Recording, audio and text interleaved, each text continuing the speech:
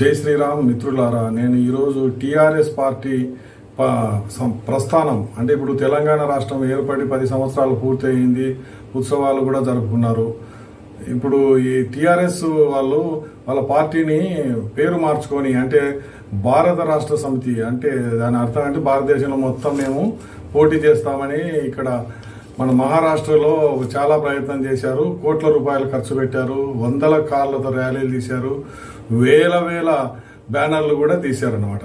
ఇప్పుడు TRS party ఏ విధంగా తెలంగాణను రానికి ప్రెజర్ చేసింది, వీళ్ళు కాంగ్రెస్ వాళ్ళు ఏ కుట్రతో తెలంగాణను ఏర్పాటు చేశారు, బీజేపీ వాళ్ళకి ఏంటంటే గత్యంతరం లేక దానికి సపోర్ట్ ఇవ్వాల్సి వచ్చింది.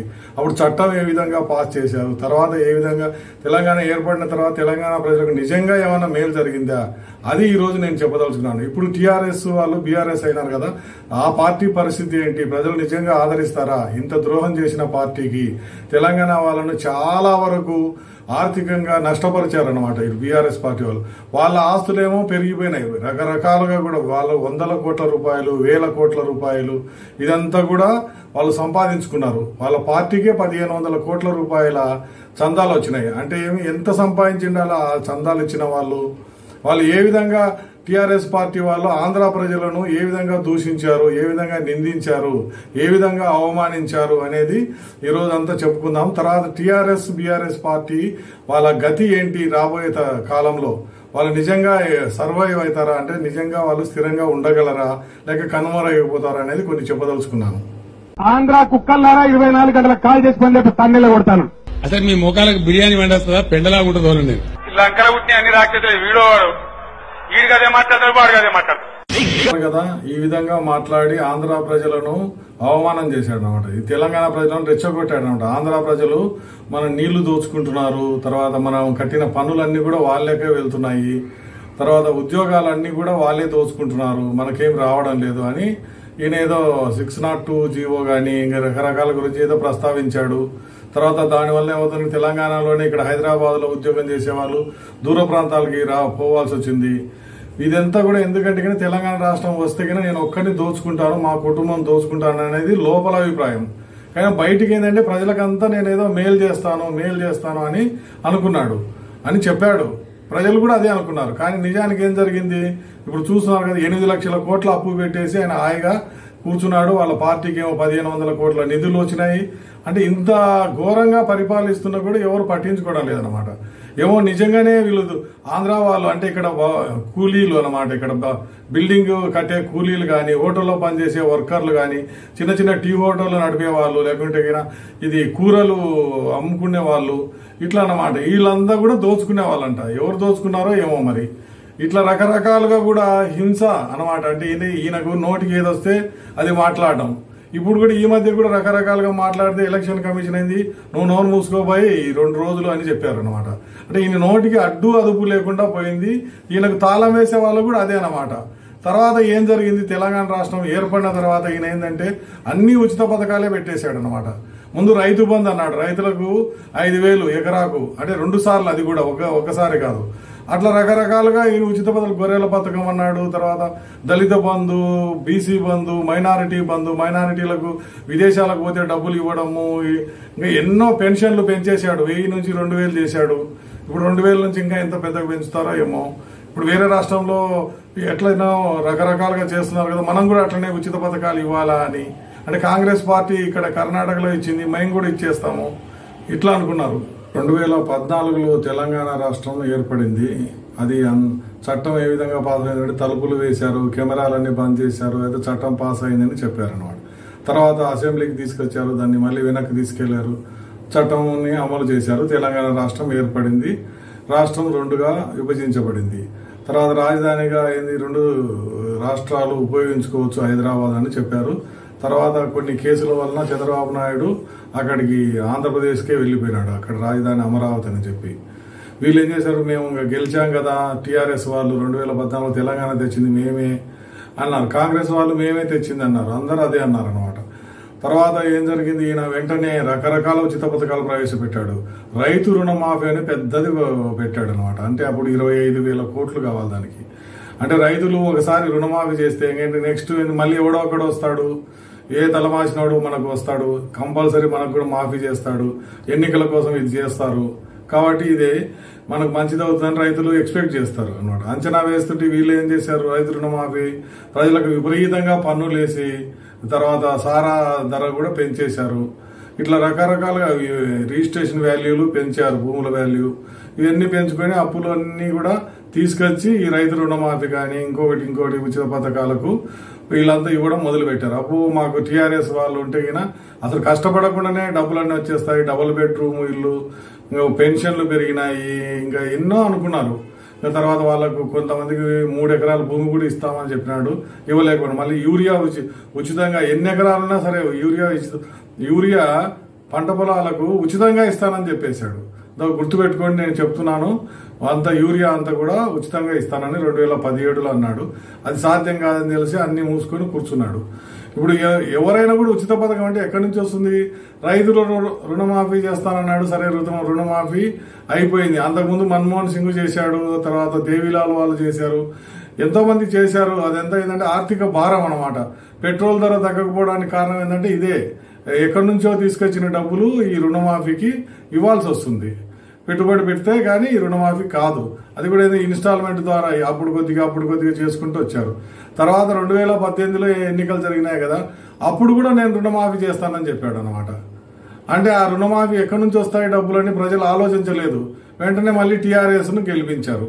టీఆర్ఎస్ను గెలిపిస్తే ఈ డబ్బులు ఎక్కడి నుంచి వస్తాయో వాళ్ళకి దిక్కు తెలియక అప్పుడు కొద్దిగా చేశారు. 2023లో ప్రభుత్వం దిగిపోయేంత వరకు వాళ్ళ చేత కాలేదు.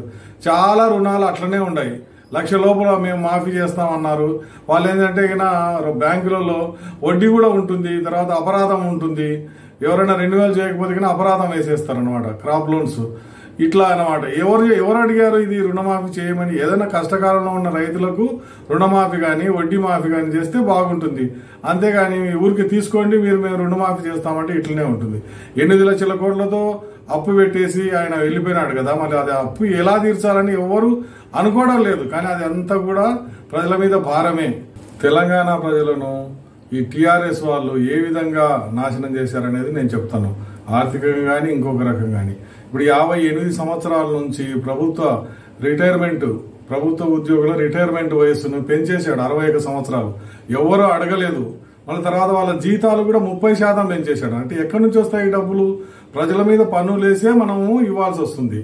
ఈ 58 నుంచి 61 సంవత్సరాలు చేశారు కదా, యువకులు ఎవరు కూడా నోరెత్తలేదు. రాజకీయ నాయకులు కూడా ఎవరు, అపోజిషన్ వాళ్ళు కూడా ఎవరు నోరెత్తలేదు అన్నమాట. ఇది ఎంత అన్యాయం అయింది అనేది ఎవరు గమనించలేదు. వాళ్ళకి ఇటు 3 సంవత్సరాలు పోతే చాలా మందికి ఉద్యోగం సంపాదించే అర్హత కూడా కోల్పోతారనమాట. ఇంకా ఏముంది, ఒక 28 సంవత్సరాల వరకు గడువు ఉంది అనుకోండి. 28 సంవత్సరాలు చాలా మందికి వచ్చేస్తుంది. వాళ్ళు ఏ ప్రభుత్వ ఉద్యోగానికి అర్హత సాధించలేరు. అట్లా ఉంటుంది అనమాట. తర్వాత ఈ కాళేశ్వరం ప్రాజెక్ట్ అని నాకేదో తెలివింది, నేనేమో పెద్ద ఇంజనీర్ల మించిన ఇంజనీర్ అని కట్టాడు. ఇప్పుడు తర్వాత చూస్తున్నాం కదా, దానివల్ల ₹1 ఆదాయం లేదు. కానీ అది 90,000 కోట్లు అప్పు తీసుకొస్తే 1,50,000 కోట్లు ఉంది అనమాట. ఒక్క ఇన్స్టాల్మెంట్ కట్టడానికి కూడా గతి లేదనమాట రాష్ట్ర ప్రభుత్వం దగ్గర. ఎందుకంటే అట్లా ఏంటంటే వాళ్ళు పెనాల్టీ వేస్తారు. ఏదైనా ఇన్స్టాల్మెంట్ కిస్తు కట్టకపోతే కంపల్సరీ అపరాధ రుసుము వేస్తూ పోతుంటారు ఎవరైనా కూడా. అది గమనించండి. మనం కూడా అంతే, కార్ లోన్ కానీ, స్కూటర్ లోన్ కానీ, ఇంటి లోన్ కానీ ఏదైనా కూడా ఒక్క కిస్తు మనం కట్టకపోతే బ్యాంకు వాళ్ళు అపరాధం వేసేస్తారనమాట. దాని మీద పన్ను ఉంటుంది, అపరాధం ఉంటుంది అనమాట, రెండు ఉంటాయి. అది పెరుగుకుంటూ పోయి ఇప్పుడు 1,50,000 కోట్లు అయింది. తర్వాత మిషన్ భగీరథ, మిషన్ కాకతీయ ఇవన్నీ దుర్వినియోగం చేసే పథకాలు అన్నమాట.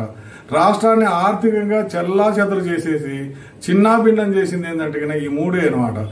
పెద్దగా నేనేదో సాధిస్తాననుకున్నాను కానీ దానివల్ల ఏం ఆదాయం రాలేదు. కానీ ఖర్చు మాత్రం విపరీతంగా పెరిగేసి ప్రజల మీద భారం పడుతుంది అనమాట.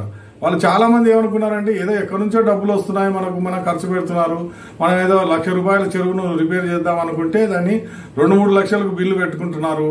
అంతా అయిపోయింది అనమాట. మిషన్ భగీరథ కూడా అంతే. వీళ్ళంతా కూడా ఏంటంటే పక్కనే ఒక ట్యాంక్ ఉంటుంది, కొత్త ట్యాంక్ ఇంకొకటి కట్టండి, తర్వాత దానికి డబ్బులు కమిషన్లు, తర్వాత ఈ తెలుసు కదా బీసీ బంధు, దళిత బంధు, మైనారిటీ బంధు, ఇవన్నీ కూడా ఏంటంటే లక్షల్లో ప్రజలకు విపరీతంగా ఇవ్వడం అనమాట. అది ఎమ్మెల్యేలకు పూర్తి పవర్స్ ఇచ్చారు. అంటే వాళ్ళు కమిషన్ తీసుకొని ఎవరిని కూడా రికమెండ్ చేయరు. అది గుర్తుపెట్టుకోండి. ఏదైనా కూడా ఎమ్మెల్యేలు వాళ్ళకి ఇచ్చారంటే ఎలక్షన్ ఫండ్ కావాల్సి వస్తుంది కాబట్టి వాళ్ళు కంపల్సరీ కమిషన్ వసూలు చేస్తారు. ఇట్లా ప్రజలకు ఏంటంటే 30% ఈ దళిత బంధు, బీసీ బంధు ఇవన్నీ పథకాలు పెట్టారు కదా, వాళ్ళ నుంచి కూడా వసూలు చేశారు. ఈ డబుల్ బెడ్రూమ్ స్కీమ్స్ కూడా అంతే. వాళ్ళు ముందే 2-3 లక్షలు వసూలు చేస్తే వాళ్ళకంతా కూడా ఇల్లు ఇస్తామని చెప్పారు. చాలా మంది ఏంటంటే ఆ ఎమ్మెల్యేలు పాత ఎమ్మెల్యేలు అయిపోయినారు. ఇప్పుడు వీలు కాదన్నాడు. ఆ డబ్బులన్నీ కూడా ప్రజలు కోల్పోయినట్టే. అంటే ఇన్ని రకాలుగా ప్రజలకు ద్రోహం చేశారన్నమాట. ఇప్పుడు వరదలు వచ్చినాయి హైదరాబాద్ లో, ఎవరికి ఇచ్చారు? ఇల్లు కానీ ఏ విధంగా నష్టం పోని వాళ్ళకి ఇచ్చారనమాట. అప్పుడు కడుపు మండింది చాలా మందికి. ఏది ఎవరికెవరికో ఇస్తున్నారు, ఇల్లు నష్టపోయిన వాళ్ళకి ఏమి ఇవ్వలేదు వరదల్లో అని చెప్పేసి ఆ టీఆర్ఎస్ ను బాగా వాళ్ళకు పూర్తి మెజారిటీ రాకుండా చేస్తే వీళ్ళు ఏం చేశారు? ఎంఐఎం అంటే రజాకార్ల పార్టీతో కలిసి మేయర్ పొజిషన్ ను వాళ్ళే తీసేసుకున్నారు. యాక్చువల్ గా ఏంటంటే ఓసీ మహిళకు ఉండాలి, ఎవరైనా కూడా ఓసీ మహిళ మేయర్ గా ఉండొచ్చు. ఈయన ఏం చేశాడు? రాజకీయం చేసి చంద్రశేఖరరావు, ఈయన కేశవరావు వాళ్ళ కుటుంబ సభ్యులకు ఇచ్చేసాడు అనమాట. ఆమె ఏం చేసింది? ఇప్పుడు కాంగ్రెస్ కు వచ్చేసింది అనమాట. ఇప్పుడు వీళ్ళ పార్టీ వాళ్ళే ఈయనను నమ్మడం లేదు. వీళ్ళ పార్టీలో ఉండి పెద్ద పదవులు తీసుకున్న వాళ్ళు కూడా నమ్మడం లేదు. ఇప్పుడు దానం నాగేంద్ర ఏం చేశాడు? ఎమ్మెల్యే గెలిచిన తర్వాత మళ్ళీ కాంగ్రెస్ కు వచ్చేసాడు. అంటే ఇట్లా ఉంటుంది అనమాట. ఈయన పార్టీ వాళ్ళు ఈయనను నమ్మడం లేదు.